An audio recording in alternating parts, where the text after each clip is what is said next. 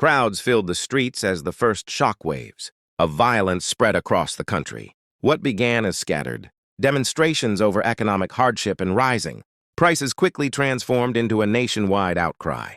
Families, students, workers, and elders stood shoulder to shoulder chanting for dignity, justice, and basic rights. But the atmosphere changed when security forces moved in with armored vehicles, batons, and live ammunition. Videos shared by citizens showed unarmed people falling, others dragging the wounded into narrow alleys, and parents screaming for their children. Hospitals quietly filled while official statements tried to minimize the scale of the tragedy. On social media, however, the reality was impossible to hide. Faces of victims, blood-stained streets, and trembling eyewitness accounts flooded the world's screens. In several cities, civilians were reportedly caught between security lines and chaotic stampedes. Shopkeepers shut their doors, public transport stopped, and entire neighborhoods went dark as communication networks slowed or disappeared. Families searched desperately for missing relatives. Some found names on unofficial lists of detainees, others found nothing at all.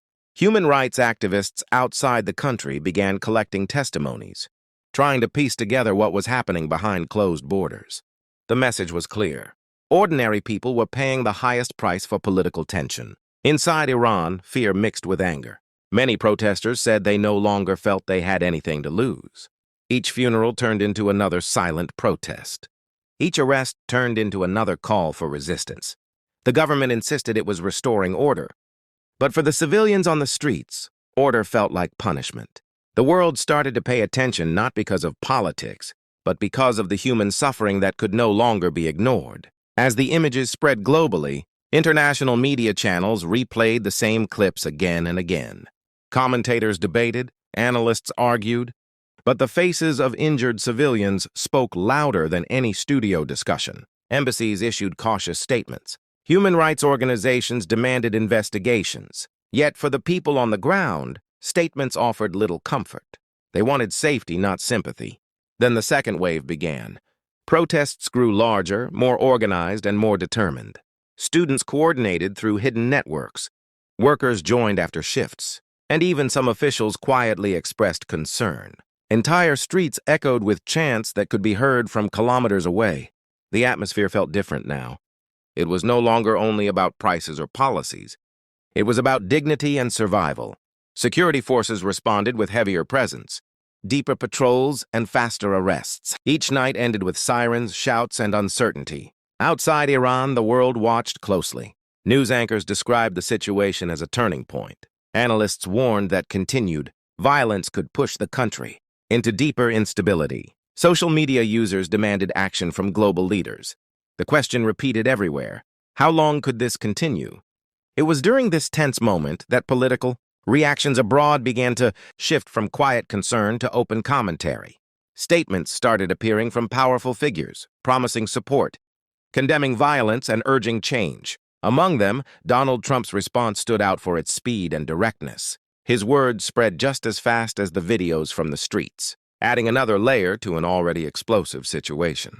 For Iranian civilians, the outside voices felt distant, yet meaningful. Some felt hope, believing the world had finally noticed them. Others feared that international attention might bring even harsher consequences at home. The streets remained restless, the nights remained dangerous, and the future remained uncertain. What had started as protests had now become a symbol of civilian endurance under pressure. The first two chapters of this crisis were no longer just about Iran. They were about how quickly human suffering can become a global story, and how a single political reaction can change the direction of that story forever. As the images and reports continued to spread, the political atmosphere outside Iran shifted rapidly. What had first been cautious observation turned into open reaction. Donald Trump, known for his blunt and immediate style, responded publicly in a way that caught global attention. His message appeared almost instantly across news platforms and social media, mixing sympathy for civilians with strong language toward Iran's leadership. He spoke about innocent lives, about courage in the streets, and about the right of people to demand change. Supporters praised his words as bold and honest, while critics warned that such statements could inflame an already fragile situation. Trump's response was shared millions of times within hours. Some Iranians read it in secret, passing screenshots from phone to phone. For many protesters, the message felt like recognition. For others, it felt risky, as if international attention might provoke harsher retaliation. Yet no one could deny that the tone of the global conversation had changed. The crisis was no longer just a regional issue. It had become a topic of high-level political debate. Soon after, Trump followed his first message with additional remarks. He warned Iran's leadership that the world was watching and that history would remember how civilians were treated. He spoke about responsibility, justice, and consequences. His language was strong but carefully framed around human rights. This balance made his response even more powerful, because it sounded less like political rivalry and more like moral judgment. News anchors replayed his words repeatedly, analyzing every sentence. Meanwhile, inside Iran, the streets remained tense. Protesters continued to gather despite fear and exhaustion. Some held up signs referencing global attention, hoping it would protect them. Others moved more cautiously, worried that being seen might lead to arrest. Families discussed whether to let their children go outside. Every decision felt heavy. Every step felt dangerous. International reactions followed quickly. European leaders issued statements calling for restraint. Human rights organizations urged independent investigations. Social media campaigns demanded protection for civilians. Yet Trump's voice remained the loudest and most controversial. Supporters claimed he was giving hope to oppressed people. Critics argued he was using the crisis for political influence. The debate itself showed how powerful his response had become. Then came the next phase of his reaction. Trump shifted from emotional language to strategic warning. He spoke about possible actions if the violence continued. Without naming exact steps, he made it clear that ignoring civilian suffering would not be without cost. This part of his response created tension in diplomatic circles. Analysts began discussing sanctions, political isolation, and long-term consequences. Television studios filled with experts predicting different outcomes. Iran's leadership responded sharply. They rejected his statements, calling them interference and propaganda. Official speeches accused foreign powers of encouraging unrest. The tone grew defensive and firm. Yet this only intensified global curiosity. People wanted to know what would happen next. Would words turn into actions? Would pressure lead to change or to deeper conflict? On the streets, civilians felt caught between two forces. On one side was their own government, demanding obedience and silence. On the other side was the outside world, offering support but unable to provide direct protection. Many protesters realized that attention alone could not stop bullets or arrests. Still, they continued because stopping felt like surrender. Trump's warnings added a new layer of uncertainty. Some feared escalation. Others hoped it would force negotiation. The future seemed to balance on fragile. Decisions made far from the streets where blood had already been spilled. Every new statement, every new post, every new interview felt like another piece in a dangerous puzzle. By the end of this phase, the crisis had transformed completely. It was no longer only about protests or politics. It was about power, influence, and the lives of ordinary people trapped in between. Episode 3 and 4 of this unfolding story showed how a single political voice could echo across borders, change narratives, and reshape the meaning of a struggle that began with civilians asking simply to be heard. The response from Iran's leadership came quickly and sharply. Officials appeared on state television, rejecting every foreign statement as manipulation and pressure. They accused outside powers of trying to weaken the country and turn peaceful society into chaos. According to their narrative, the protests were not the voice of ordinary people, but the result of foreign influence and media exaggeration. This message was repeated across government channels, newspapers, and speeches, creating a wall between official reality and the experiences of civilians in the streets. For many Iranians, this denial felt painful. Families who had lost loved ones watched.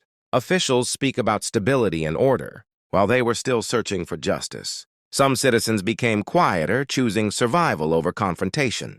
Others became angrier, convinced that silence would only erase the truth. In private homes, conversations turned emotional. Parents warned children to be careful. Friends promised to look after one another. Fear and courage lived side by side. Internationally, the tension continued to rise. News channels compared statements, reactions, and diplomatic signals. Analysts discussed how far the situation could go without direct conflict. Sanctions were mentioned again. Diplomatic isolation was debated. Yet behind all political language, the human cost remained the same.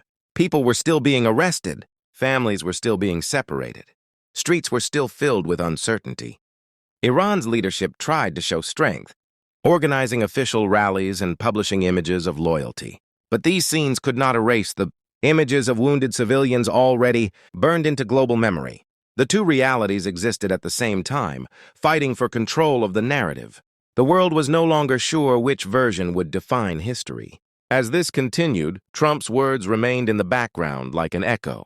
His supporters kept repeating his warnings. His critics kept analyzing his intentions. But for the people inside Iran, what mattered most was not who was speaking, but whether anything would actually change. Hope became fragile, like a candle in strong wind. Then, slowly, a different kind of realization began to spread. Many protesters understood that even if the world was watching, their future still depended largely on their own endurance. Some shifted tactics, choosing quieter forms of resistance. Others focused on documenting stories, saving evidence, and protecting each other. The movement was no longer only about shouting in the streets. It was about survival, memory, and identity. By the time the global attention started to compete with new international crises, Iranians feared being forgotten. Yet the impact of those weeks had already changed them. People who had once been silent had learned to speak. People who had once felt alone had learned they were not. Even in fear, something inside them had shifted permanently. The final phase of this chapter was not marked by a single event, but by a heavy pause. Protests became less visible, but emotions remained strong. The government maintained control, but trust was deeply damaged. The world moved on to new headlines. But for Iranian families, the story was far from over. Episode 6 was not about victory or defeat. It was about endurance. It was about how ordinary people carried invisible scars while continuing their daily lives. It was about how political words from powerful leaders could inspire, confuse, or disappoint, but could never fully replace real safety. The crisis ended this phase without a clear conclusion. No celebration, no closure, only questions. Would justice ever come? Would the truth ever be fully acknowledged? Would the sacrifices ever be honored? What remained certain was this: the story had changed everyone involved. Civilians had learned their strength. Governments had revealed their limits. And the world had once again been reminded that behind every political headline, there are real people whose lives can never be summarized in a single sentence. This was not the end of the story. It was only the end of one chapter written in fear, courage, loss, and unforgettable human resilience.